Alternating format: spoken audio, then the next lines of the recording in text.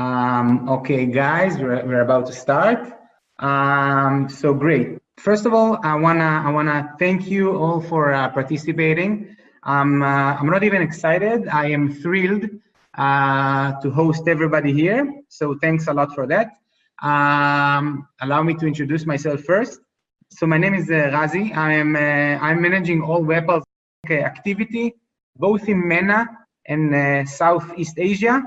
All of our activity there. So let's go through the agenda for today. Obviously, it's a joint webinar that we're doing with alongside with Google. So thank you very much for the Google team as well. It was a pleasure working with you in the past few weeks. The topic will be how to scale your mobile app with Google UAC. And let's go through the agenda first. So obviously, I will start by reviewing our current and past activity, WebPulse activity within MENA region and Southeast Asia, our offering in the region. After me, Alisa from Google will tell you more about Google UAC, about the relationship that WebPulse and Google has, and our performance together, and the uniqueness of this relationship, and how you, app developers, as marketing managers, as user acquisition managers, can definitely benefit from collaborating with us. After Alisa, Eldar from our Google UAC teams, from one of our teams, we have several Google UAC teams, will discuss about our offering within Google UAC, a little bit about performance, targeting abilities, and many more tricks that we have on Google UAC. To conclude the webinar, Niv from our product team will discuss about Rampix. Rampix is basically our in-house developed BI technology that we developed for campaign management, campaign optimization, creative analysis, and many more interesting features. And no worries, at the end of the webinar, we'll have enough time for a Q&A session. I can tell you now that we already received a lot of questions, very interesting questions, from you throughout the past week or two, and I'm sure some interesting Q&A will rise throughout this webinar, as there is a lot of interesting content. Yeah, so let's start. A little bit about us, a little bit about WebPulse, what we do and what we do best. So basically, in the past few years, we partnered with many app developers across all verticals, markets. When I say markets, I mean UAE, Saudi, Egypt, and Indonesia, Singapore, Thailand, Malaysia, basically covering the entire regions of MENA and Southeast Asia across all verticals. So starting from e-commerce to ride-hailing apps to on-demand services, some gaming companies, so a very wide variety of verticals. And we obviously, that's the place to say, we promoted apps across all media channels, and we hold a solution both for creatives, both for media solution across all markets and verticals. Some of our partners, I can mention, we work with Souk at the moment in the MENA region. We work with Jolly Chic, very interesting app, which is a Chinese company that operates on the MENA region. So covering all of Southeast Asia.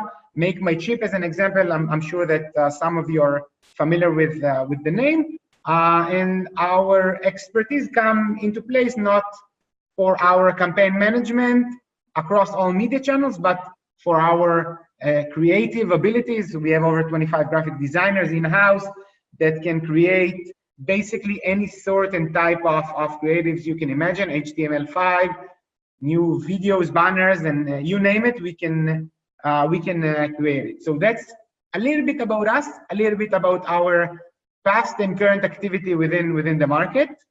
And now for the reason that we gather here today. So as I mentioned, and as you all know, it's a joint webinar alongside with Google. And after me, Alisa from Google will discuss and explain more, and then Eldar from our team will discuss more. So you have a lot to wait for. But just for you to know, just briefly about Google UAC and WebPulse. In the past 6 years or so, we spent over $200 million on Google media spend. with a very wide variety of app genre across verticals and across many, many markets. We've been working with Google UAC for over 2 years now. I know that some of you represent app development companies or advertisers, that you're familiar with Google UAC only from November 15th, 2017. And that's the place to mention that we are a Google marketing partner. So we got the A/B testing to test the Google UAC as a platform, and we are happy that we had the opportunity to do so. So we gain a lot of data, a lot of experience, a lot of expertise within the Google UAC field. And as I said, Alisa and Eldar will definitely explain you more. And now, having said that, let me introduce you to Alisa. So Alisa, the stage is all yours. Here you go. Hello, everyone. Welcome to the part of the webinar dedicated to UAC. First of all, let me introduce myself. My name's Alyssa, and I'm part of app dev team here at Google. In app dev, we work with app developers, with clients, but also with agencies and app partners all over Europe, Middle East, and Africa in EMEA region. Secondly, I would like to say thank you for WebPulse for letting me be part of this webinar. We've worked with WebPulse for a number of years now, myself and some of my colleagues, and we have seen quite a lot of successes arising from this collaboration. In the next 10 to 15 minutes, we're going to go through UAC best practices, and I'm going to present the presentation shortly. We're going to get into best practices in the next section. However, before I go on to this, I would also like to spend a couple of minutes on this case study over here that we have done together with WebPulse and a client, Wonder People. So as you can see here, the client, with the help of the agency, we're using UAC for installs and for actions. And the objectives, the business objectives of the client were the following: to drive engaged player count, focusing retention and ROAS KPIs metrics, to drive app installs, and to expand to global markets. They ended up like overachieving their expectations, or probably overachieving these business objectives. So the winning metrics in this case were 200% increase in ROAS with UAC for actions, and 60% increase in installs across UAC. And actually, they also expanded to markets globally, so not like with a large number of countries. You can also read a couple of interesting strategies that were used in this case. So first of all, they utilized UAC best practices, and that's exactly what we're going to go through in the next couple of slides. They implemented UAC for actions, they analyzed the data and learnings, and then they used them in other campaigns. And the event they were optimizing on was purchase events. So this is a case study, and you can also read some nice testimonials from the client over here. And like I promised, we're jumping straight into UAC best practices. This is probably the most practical part. And we're going to start from the basic campaign type, which is UAC for installs. Numbers. So it's all about numbers. First of all, this is the conversions. So we often say that UAC needs some time to optimize.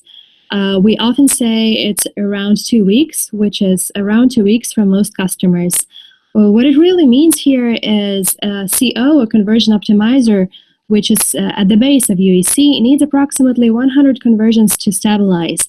Therefore, when you set up a new campaign, you need to make sure that you choose country targeting, so preferably do not split them by regions or cities, and you need to allow it to work for 100 conversions until it starts stabilizing and achieving your CPI in this case. Ads. Of course, you will add 4 lines of text for text ads, and you will also have your automatic creatives created for you in the UAC campaign. However, what we do recommend for UAC to work at its best is also to add at least 5 image creatives and at least 1 video creative to the UAC. When adding video creatives, it is especially important for iOS UAC, by the way. Settings. First of all, make sure you only have one install first open set as yes in the including conversions column. That's one of the mistakes people make a lot. So basically, you need to go to your account, to Google Ads account. You need to go to Tools, Conversions, and check that only one installer first open is set as yes in the including conversions column. This is true for all of campaign types, by the way. So this is not only true for UAC installs. The rest of the conversions need to be set as no. One little kind of thing here is if you are advertising both of your apps, Android and iOS, in one account, basically it will be two yeses, one for Android and another one for iOS. Budget. So the budget should be minimum 50 times the target CPI. It's not about the budget here, it's about machine learning. So basically when the machine is looking at your CPI, it needs to have some space to work around it. Therefore, the recommendation is minimum 50 times the target CPI. And the last but not the least, do not make frequent changes of more than 20% a day for your bids and budgets. If you do, the machine learning kind of gets a bit confused and it needs to start learning from the very beginning. These are the best practices kind of requirements for UAC for installs. However, like you will see that some of them are actually repeated in the rest of the campaign types. So UAC installs advanced. First of all, at least 10 in-app conversions per campaign per day. Why is this? Again, this is all about the volume. So in order to optimize on conversions, basically in order to optimize kind of closer to CPA model, you need some numbers for the machine learning to do its job. Ads. Make sure you have at least 5 image creatives and at least 1 video creative added to UAC. That's the same basically across the campaigns. The more the better, but we're gonna talk about it in the next section about creatives. Settings. Like I said, no matter which campaign type you're using, make sure you only have one install first open set as yes in including conversions. Another thing is do not change in-app events in the in-app event optimization at campaign level. First of all, you won't be able to. Secondly, even if you create a new campaign type, it's basically a new campaign with a new in-app, a new event optimizing for, it's basically going to start learning from scratch. Budget. The budget should be minimum 50 times the target CPI. What's more important here for UAC installs advanced, you need to bid at least 20% higher for your TCPI than UAC for installs. Why is this? Basically, UAC for installs is giving you installs. UAC for installs advanced is giving you more quality installs that are likely to lead to an action. Therefore, you need to, like, basically those actions are going to cost you more, so you need to bid a bit higher. And the same thing, do not make frequent changes of more than 20% a day to your bids and budgets. UAC actions.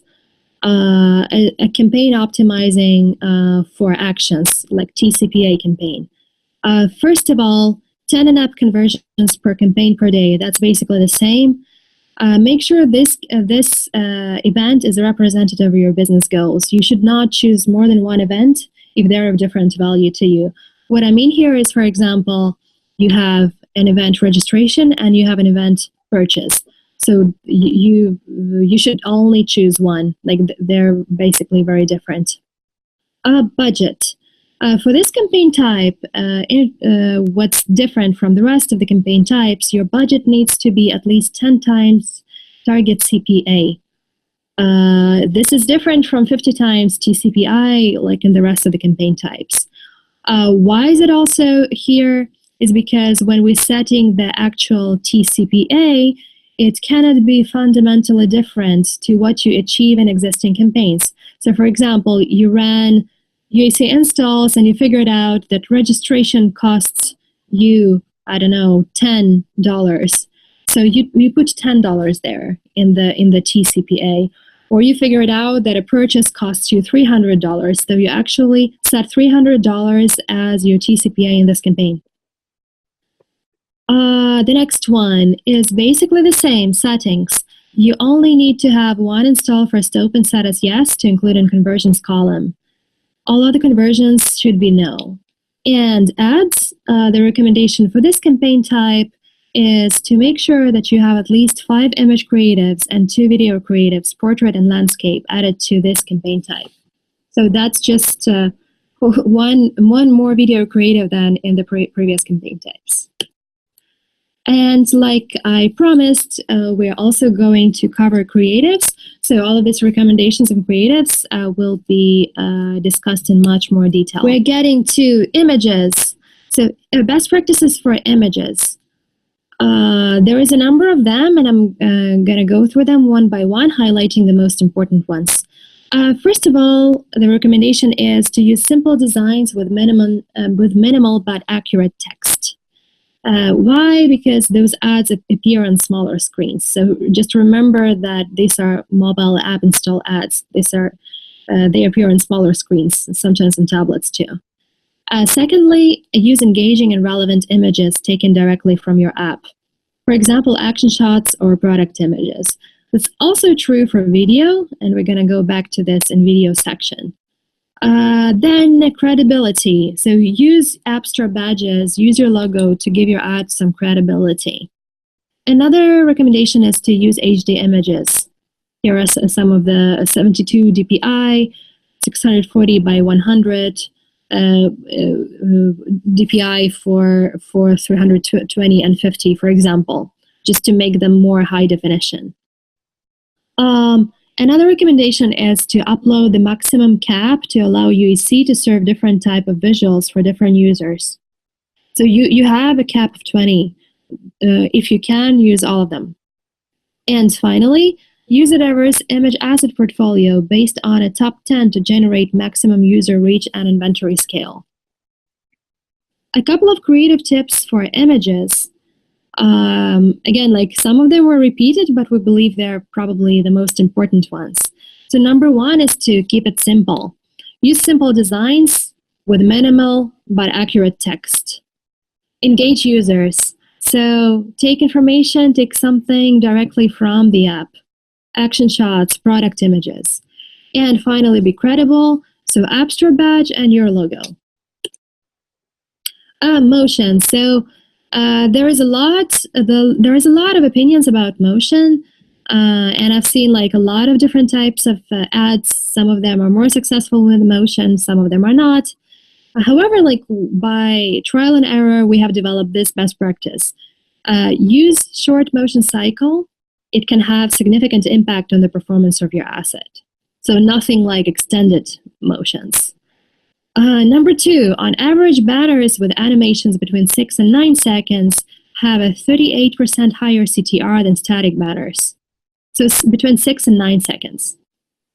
And finally, try to isolate only one component of your asset for motion and make the motion smooth, like you can see here in the example. HTML best practices. HTML, like I said, it's a relatively new format. However, there is a number of best practices associated with this format, and I'm just going to go through a couple of them. I think number one would be length. So if you can, keep it at 30 or 120 seconds. Like the ideal is 90 seconds. And kind of number two, if I have to select, would be the end card. So basically, when the playable experience ends, you need to provide the user with an end card and a clear call to action to either download the app or to dismiss it. And finally, the last best practice is best practice for video creatives. And that is quite an interesting one. So first of all, try to diversify your video content. It doesn't have to be cinematic. It can be just creative. Of course, like a lot depends on the app. But also try to make a couple of video ads and see which one performs better. Video length. There is no one-size-fits-all for all video lengths. Sometimes shorter videos are more impactful. Sometimes you actually need a couple of versions of longer videos. The standards we're normally working with is 10 seconds, 15 seconds, and 30 seconds. So the recommendation is basically to create 10, 15, and 30 and see which ones of them work best for you. Make the first 5 seconds count. So why the first 5 seconds? It's pretty clear because the user can actually skip the ad. So you need, first of all, just to grab attention early, and secondly, just to put your app icon somewhere early. Lead with the benefit. Focus on the problem your app solves and show people using it. So that's quite an interesting one. We've seen it working quite well with the customers. So basically highlighting what exactly you can do in the app, in the video for your ad. Locally relevant. So of course, if you're advertising in some countries in some other countries than the one probably that you are based in, you need to remember to localize the content and to use subtitles if that's relevant. Music. Music is great, but don't rely on it. Even though we have approximately 95% of ads played with the music, the user's sound can be off. So you need to make sure that the content is actually visually appealing. The next one, think about the end and a clear CTA, call to action. So how can users be basically impressed with the end and have time to download the app in the end? Portrait video is a great handheld experience. So what we have found is that conversion rates in portrait video are actually higher than in landscape. So when you're choosing between what kind of videos to upload, I would recommend you to upload both. And finally, context. Context is crucial. Super relevant content makes your ad entertaining. These were video best practices, and I believe either now or at the end of the webinar, we actually have time for questions. Thank you very much, Alisa. Thank you. So firstly, yes, no worries, guys. You will have enough time for Q&As at the end of the webinar. I'm confident that Alisa was able to give you a glance on our very unique relationship alongside with Google. So we are very happy about that. So after Alisa, now Eldar, which is our Google UAC specialist, will discuss more about Google UAC, about how we operate on the Google UAC for our partners in terms of mobile app promotions, in terms of performance, in terms of a lot of added value that we're able to create. He will discuss about increasing ROI, etc. Some many more tricks that we have on the Google UAC. So Eldar, the stage is all yours. Thank you very much, Razi. My name is Eldar, as Razi told you. I'm very glad to be here with you. I'm managing Google UAC campaign here in WebPlus. And I will be happy to tell you about the activity we're doing here in WebPlus. So actually, almost 3 years ago, Google announced that they are launching new machine learning tool called the UAC to promote apps. On last November, they announced that the UAC is the only platform available for advertising apps. Google goal was to make it easier for developers to promote their own business. Here in WebPlus, we had to adjust to the new ecosystem where there's no more manual media buying like we're used to. And by the time we discovered the benefits and the advantages of this such a tool. In the past 2 years, we are trying to improve our knowledge in Google UAC. We are predicted that eventually UAC will be the only option for buying Google Media, so we had to deeply understand UAC in order to get the best out of it.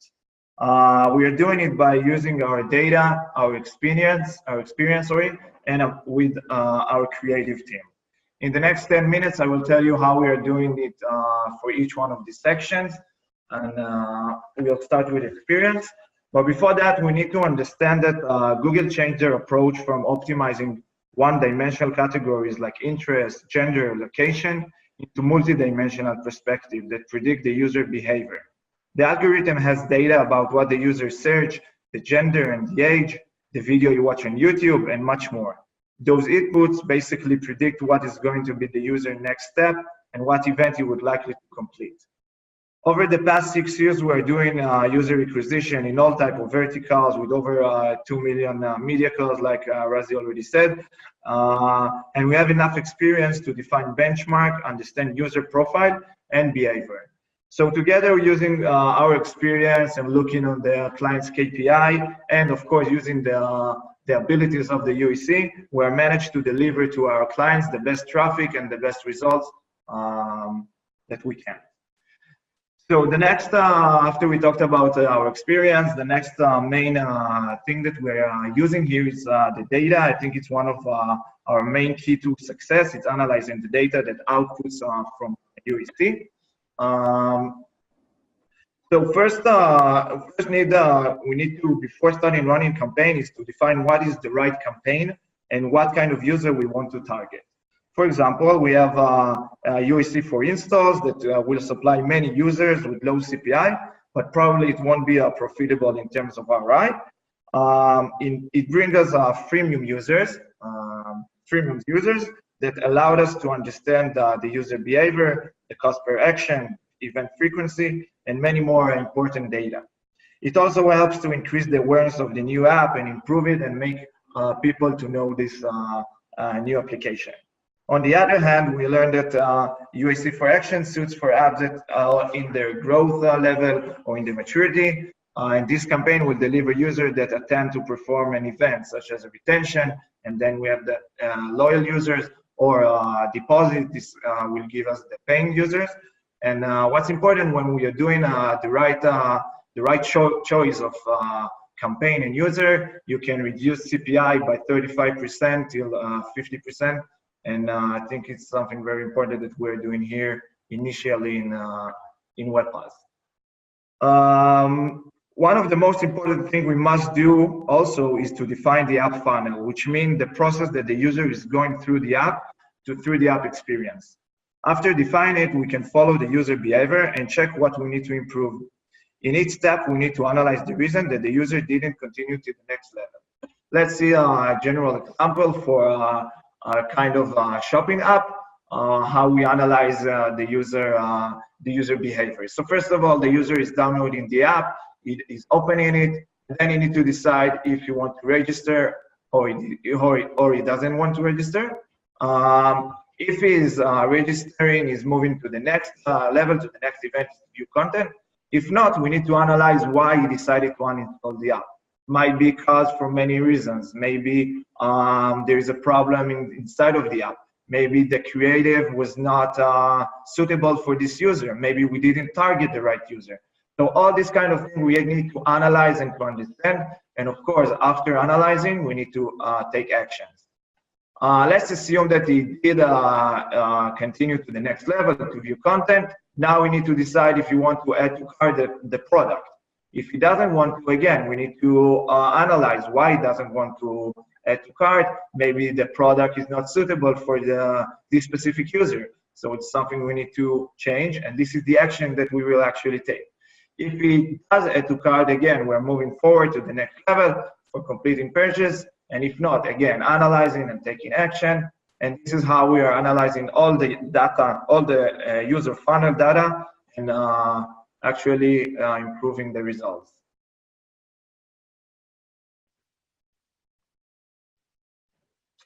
From our experience, bidding for desired event is not always simple mission.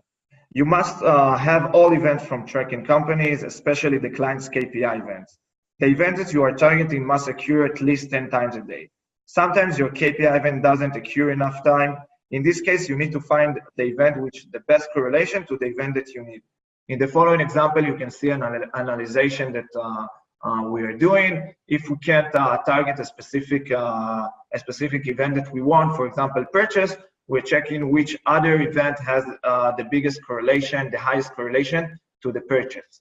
And let's see an example. This is an experience we had one of our biggest clients, Souk, I guess you're all familiar with, and we want to make a UAC for action for targeting purchase, but we got some difficulties to get enough purchases.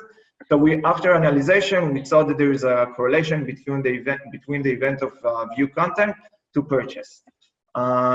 Then we decided to target the view content, and we got amazing result. 45% of the people that view content actually became depositors, and the CPI was much lower. So we gave many depositors with really low CPI, and also the rate of install to deposit increased in 70%. So it was a really good experience we took. We're moving forward for another case study that we had here. With one of our shopping app, we tried to target purchase. The result, okay, so we have a e-commerce app, and we wanted to make purchases, different kind of type of purchases, electronics, clothes, and clients told us that we have many clothes sales, but not enough electronics. So we had to make two steps that we take.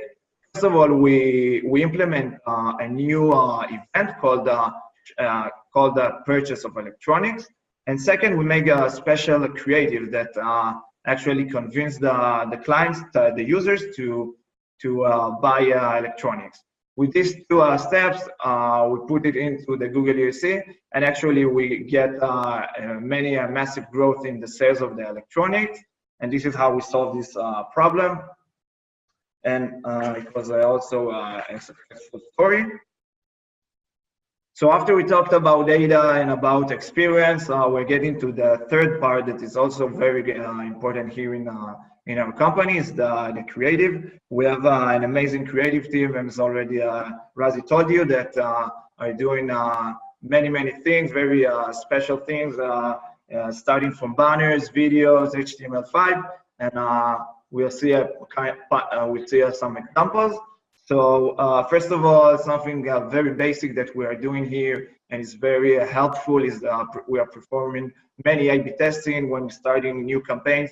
We are trying to test what is working better in terms of backgrounds, elements, colors, languages, and this way we are finally getting to the creatives that bring in the best result with the lower CPI, and this is one thing that we're doing here. I guess that you are familiar with the fact that playable ads are becoming very popular in the recently in the industry, and here you can see an example for a playable ad that our creative team created for one of our clients too. They launched a new feature to their application. It's called a trivia show, and our creative team created a small trivia game as an ad, and actually it brought us an amazing results, and it was a very successful story in terms of HTML5.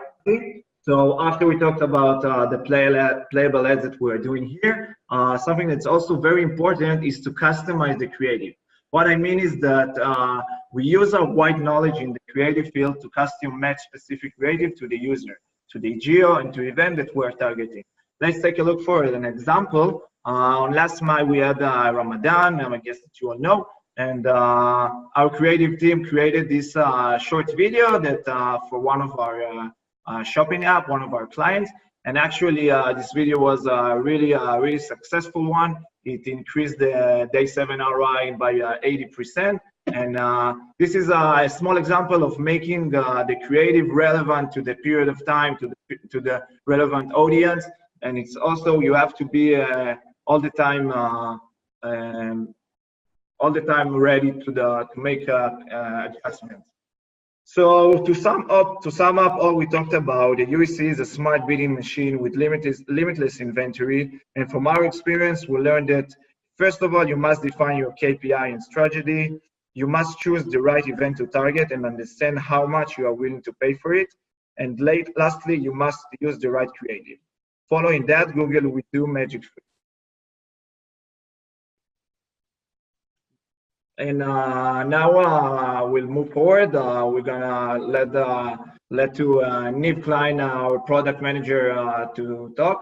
And go ahead, Niv. Hi all, my name is Niv and I'm a product manager at WebPulse. I'm here to give you a quick demo of our Rampix platform and the reporting section of the platform we call Data Hub in specific.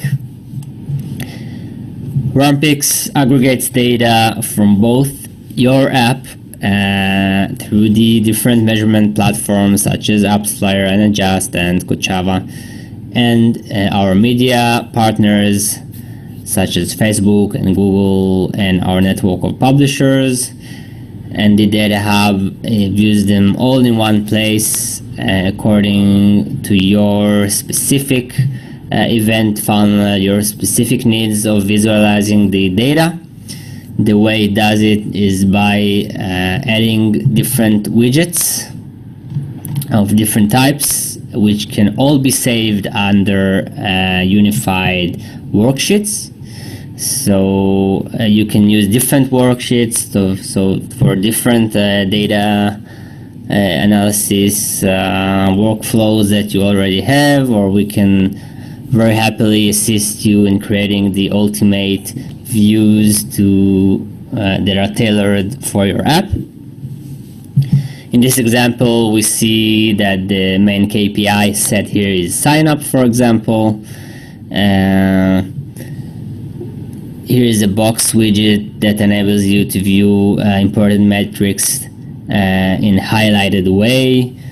And here is a table, for example, that enables you to group by, in this example, channel and date and country, but it can be very easily modified for your needs. For example, I can decide that I want to view the date ahead of the country, and then I can sort it this way. I can easily duplicate it to see it side by side, maybe keep the country or channel.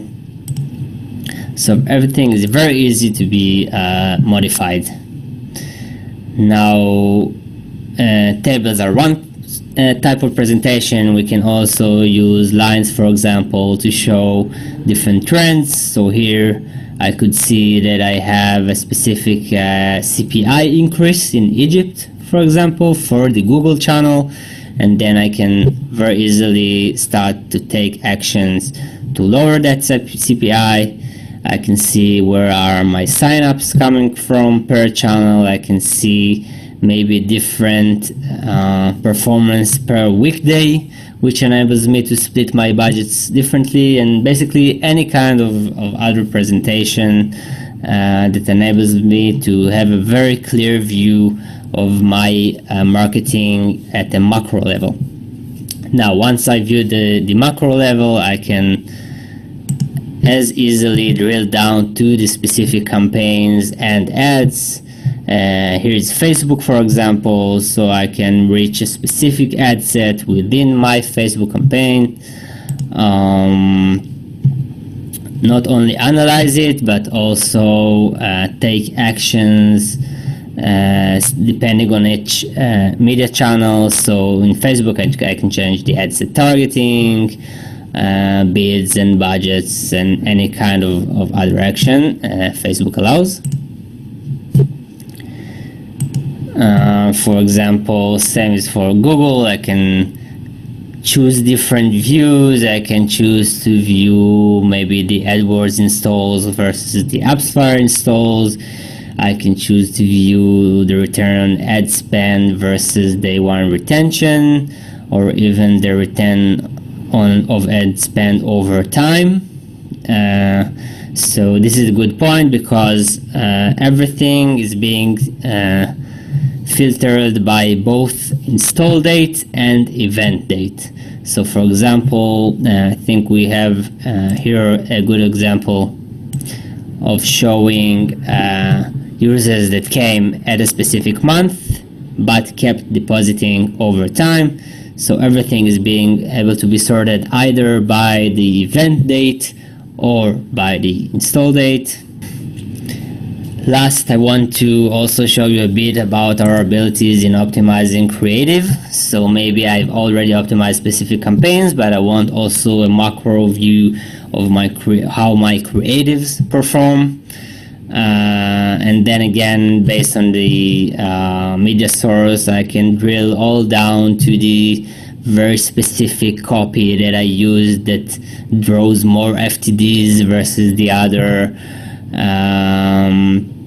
specific ad types.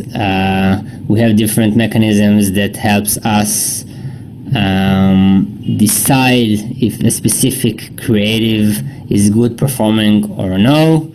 So we have a decision-making algorithm that says if, for example, 3% FTD for that specific campaign is actually good, very high performing, low performing, etc., based on different predictions.